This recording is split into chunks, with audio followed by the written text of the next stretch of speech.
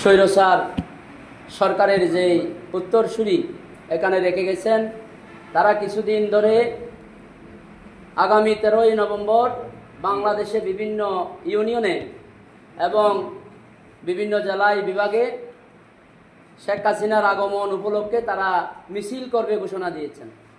আপনারা হয়তোবা কেউ শুনেছেন, কেউ শুনেন নাই। আপনাদের সজাগ থাকতে হবে। এই দেশের জন্য 1971 সাল থেকে 52 ভাষা আন্দোলন থেকে এই পর্যন্ত রক্ত দিয়েছেন। এই দেশকে স্বৈরাচার মুক্ত রাখার জন্য, এই দেশের উপর 1 ইঞ্চি জায়গার উপরও যাতে কেউ গায়েল করতে না পারে অবৈধভাবে, তার জন্য হচ্ছে রাজনীতি।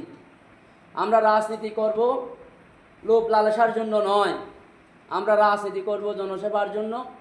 আমাদের রাজনীতি যদি হয় এই বাংলাদেশের 1 ইঞ্চি জায়গার নিরাপত্তা, আমরা রাজনীতিবিদ এবং রাজনীতির নেতাকর্মী যারা আছি, আমরা যদি ওই অঙ্গীকারে আবদ্ধ হতে পারি, আমাদের রাজনীতি হবে জনসেবামূলক রাজনীতি হিসাবে আমরা অঙ্গীকারবদ্ধ হতে পারবো ইনশাল্লাহ। আমরা কি সবাই জনসেবামূলক রাজনীতি করতে পারবো? সেই অঙ্গীকার কি আমরা করতে পারবো?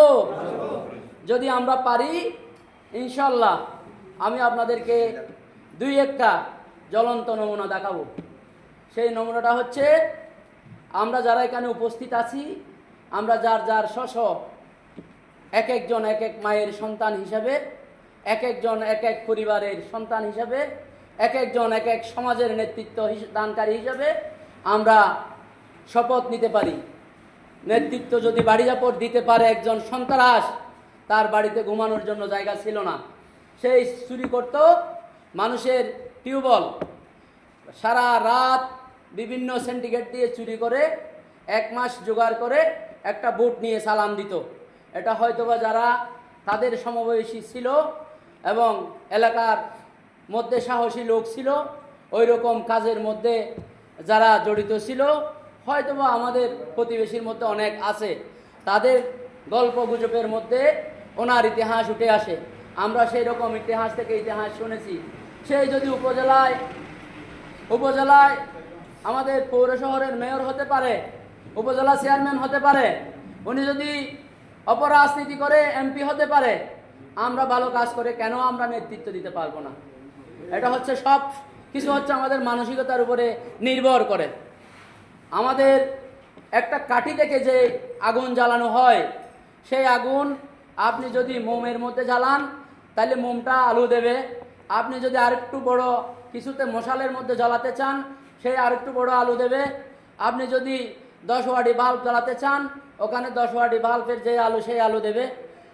আমরা 18,000 মাখলুকাতের মধ্যে সর্বশ্রেষ্ঠ মাখলুকাত হিসাবে আমাদেরকে আল্লাহ তাআলা, আল্লাহর নবী স্বীকৃতি দিয়েছেন। সেই মানসিকতা যদি আমাদের জ্বলন্ত আগুনের মতো একটা, যে আমাদেরকে মানব জাতি হিসাবে আমাদেরকে মগজ দিয়েছে, ব্রেন দিয়েছে, সেটাকে যদি আমরা পরিচর্যা করি, আমরা যদি অবশ্যই, আমি সমাজে একজন ভালো মানুষ হব, আমি সমাজে নেতৃত্ব দেব, আমি ওয়ার্ডে নেতৃত্ব দেব, আমি ইউনিয়নে নেতৃত্ব দেব, আমি উপজেলায় নেতৃত্ব দেব। আমার প্রিয় নেতা গ্রাম থেকে ইউনিভার্সিটির নেতৃত্ব দিয়েছেন, ইউনিভার্সিটি থেকে উনি ছাত্রদলের নেতৃত্ব দিয়ে, কেন্দ্রীয় ছাত্রদলের নেতৃত্ব দিয়ে আজকে ধারাবাহিকভাবে কক্সবাজার জেলার সভাপতি থেকে শুরু করে, যুগ্ম মহাসচিব থেকে শুরু করে উনি স্থায়ী কমিটির সদস্য হয়েছেন। বাংলাদেশের ইতিহাসে, বাংলাদেশে যত দল আছে সব দলের মধ্যে ওনার ইতিহাস হচ্ছে বিরল। উনি ইন্ডিয়াতে যে নির্বাসন জীবন কাটিয়েছিলেন, সেখানে থাকা অবস্থায় ওনাকে জিয়া পরিবারের সিদ্ধান্ত অনুযায়ী তাকে স্থায়ী কমিটির সদস্য দিয়েছেন। এটা আমাদের গর্ব কিনা বলেন? সবাই একসাথে বলেন, আমাদের গর্ব কিনা? উনি বাংলাদেশে নেতৃত্ব দিয়ে যাচ্ছেন, উনি যেই যুক্তিসঙ্গত কথা বলে যাচ্ছেন, উনি যে ব্যক্তি দিয়ে কথা বলে যাচ্ছেন, উনি বাংলাদেশের রাজনীতি নিয়ে কথা বলে যাচ্ছেন, বাংলাদেশের রাষ্ট্র নিয়ে কথা বলে যাচ্ছেন, বাংলাদেশের বুদ্ধিজীবী যে পরামর্শ দেবে সেই পরামর্শ দিয়ে কথা বলে যাচ্ছেন, বাংলাদেশের সাংবাদিকে যে প্রশ্ন করবে সেই প্রশ্নের উত্তর দিয়ে যাচ্ছেন। বাংলাদেশকে নিয়ে একটা সারা এশিয়া মহাদেশের মধ্যে একটা মডেল বাংলাদেশ হিসাবে গড়ে তুলতে চাচ্ছেন। ওনার আগামীবারের নেতৃত্ব কিভাবে দেবে, কে কয় টার্ম আগামীবারের সংসদীয় নির্বাচন করতে পারবেন, উনি এই বাংলাদেশের আইন প্রণয়ন বেঁধে দিচ্ছেন। সেটা আমাদের গর্ব কিনা বলেন? আমাদের চোর ডাকাতকে ভয় পায়, ভালো মানুষরা চুরি করব, ডাকাতি করব, ওনার সাথে কথা বললে মারবে, ধরবে, কাটবে। আমার প্রিয় নেতাকে এখন ভয় পাচ্ছে কারা? বাংলাদেশের যে আমলারা, এসপি বলেন, ওসি বলেন, ডিসি বলেন, ডিআইজি বলেন, প্রত্যেক ডিপার্টমেন্টের যে সংস্থাগুলো আছে, র্যাব থেকে বিডিআর থেকে শুরু করে যত রকমের ডিপার্টমেন্ট আছে, সব ডিপার্টমেন্ট এখন সালাউদ্দিন ভাইকে মানে সমীহ করে সমীহ করে জীবনযাপন করতেছেন, চলাফেরা করতেছেন। সেটা আপনারা বুঝতে পারতেছেন কিনা? আমাদের সালাউদ্দিন ভাই এখানে ওসিকে ফোন দেবে না ডিসিকে ফোন দেবে, উনি ডিসিকে ফোন দেবে না যে আইজিকে ফোন দেবে। আমাদের প্রশাসনিক এবং আমাদের যেই সামাজিক যেই সেবামূলক প্রতিষ্ঠান আছে, বাংলাদেশের যত রকমের মন্ত্রণালয় আছে, সব মন্ত্রণালয় থেকে আমাদেরকে আপনাদেরকে সুন্দরভাবে বাংলাদেশের যে নাগরিক হিসাবে মৌলিক অধিকারগুলো আমরা পাবো। আমরা মৌলিক অধিকারের মধ্যে কয়টা জিনিস পড়ে? 5টা জিনিস পড়ে। চিকিৎসা, খাদ্য, শিক্ষা, আর কি বলেন? আর 2টা বলেন, পণ্য, বাসস্থান। আমাদের 5টা জিনিস আমাদেরকে কোনো সরকার আমাদেরকে ঠিকভাবে দিতে পারে নাই। আমাদের সালাউদ্দিন ভাইয়ের অঙ্গীকার, আগে মানুষের মৌলিক অধিকারকে নির্ভরযোগ্য আমাদের মজুত করতে হবে, আমরা মানুষকে যাতে দিতে পারি। তাইলে আমরা যদি আমাদের প্রিয় নেতা যদি এটাকে সুনিশ্চিত করে, এখানে ওয়ার্ডের মেম্বার, যুবদল, ছাত্রদল, স্বেচ্ছাসেবক দল, বিএনপি, অঙ্গ সংগঠন আরো যা আছে দিতে পারবে কিনা? যদি সেবামূলক আমাদের রাজনীতির চিন্তা চেতনা হয়। আমরা রাজনীতি করছি, 16টা মামলা খেয়েছি নামে বেনামে, পারিবারিক কোনো কিছু হয়েছে, হয় নাই আরেক জায়গায় হয়েছে। আমার বাড়ি হচ্ছে ফাঁসিয়াখালীতে। ফাঁসিয়াখালী একটা হিটলার ছিল কিনা? 2 হিটলার থেকে 1 হিটলার ছিল ফাঁসিয়াখালী। গিয়াসউদ্দিন চেয়ারম্যান ফাঁসিয়াখালীকে শুষিয়ে খেয়ে ফেলছে। ব্রিকফিলের ইট আমাদের ফাঁসিয়াখালী ইউনিয়নের লোক কেউ বাইরে থেকে ইট আনতে পারবে না। ওখানের মাটি কেটেছে, পাহাড় কেটেছে, ওখানে বনায়ন ধ্বংস করেছে, গাছ কেটেছে, আগরবাগান কেটে ফেলেছে। ওনারা মালিক থাকতে 42টা মামলার মালিক হয়েছে। তা আমি বলবো আপনাদেরকে, আমরা যে উদ্দেশ্য এখানে এসেছি সেটা হচ্ছে কি, কক্সবাজারের প্রোগ্রামের কথা।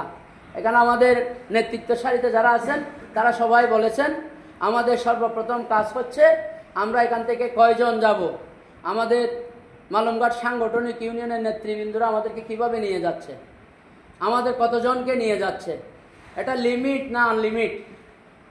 এরা যেভাবে সিদ্ধান্ত দেবেন ওই সিদ্ধান্তে আপনারা উপনীত হবেন।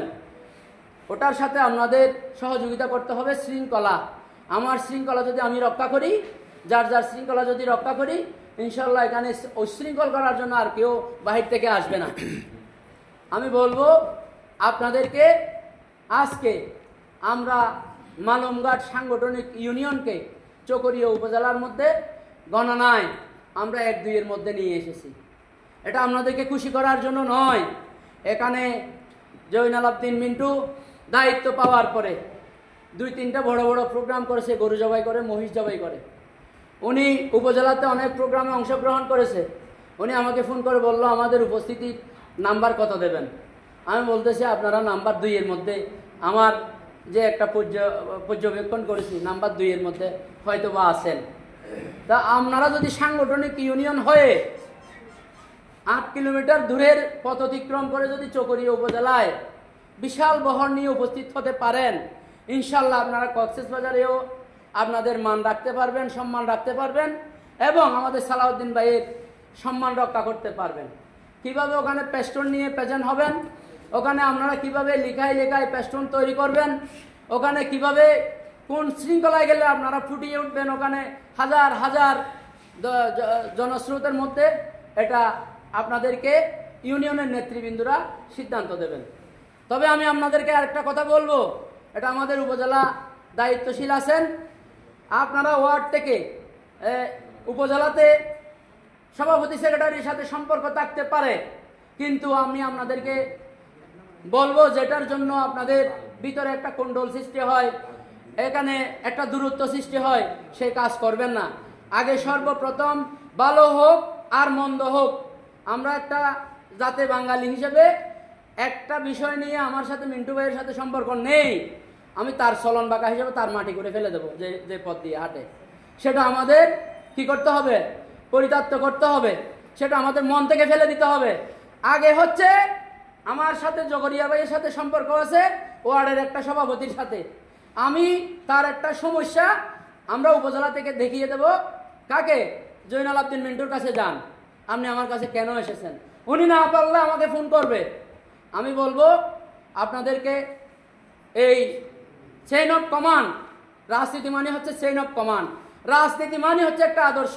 যারা আওয়ামী লীগকে পছন্দ করে তারা আওয়ামী লীগকে নিয়েছে, আমরা জাতীয়তাবাদী দলকে পছন্দ করি, আমরা জাতীয়তাবাদী দলের আদর্শকে বিশ্বাস করি, আমরা জাতীয়তাবাদী দলের সৈনিক হিসাবে আমরা এখানে অন্তর্ভুক্ত হয়েছি। এটা আমাদের রাজনীতিকে আগে বুঝতে হবে। রাজনীতি করে আপনি কি করবেন এটাকে স্বপ্ন দেখতে হবে।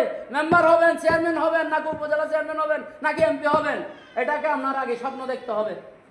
স্বপ্ন দেখলে আপনি রাজনীতিতে উৎসাহিত হয়ে আপনি 10 জনকে বোঝানোর চেষ্টা করবেন। এখন আমি জানি না আমি কি বুঝাবো, তারপরেও আমি বলবো আমাদের মূল ইসলামের মূল ভিত্তি হচ্ছে 5টা, আমরা 5টাই পালন করি। আমরা গুজবের মধ্যে কান দেব না। একটা আপনাকে নসিহত করতে গেলে, ওয়াজ করতে গেলে, হাদিস বলতে গেলে একটা হাদিসের পিছনে 7টা হাদিস জানতে হবে। জামাত শিবির কি একটা হাদিসের পিছনে 7টা কোন হাদিস জানে? না জানলে এটাকে তর্জমা দেওয়া জায়েজ নাই। এটা মুফতি থেকে জিজ্ঞাসা করবেন, মুহাদ্দিস থেকে জিজ্ঞাসা করবেন। আমরাও আলেমদেরকে বিশ্বাস, আলেম ভক্ত, আমরা আলেমদেরকে বিশ্বাস করি। এটা আলেম হতে হবে কার মতো?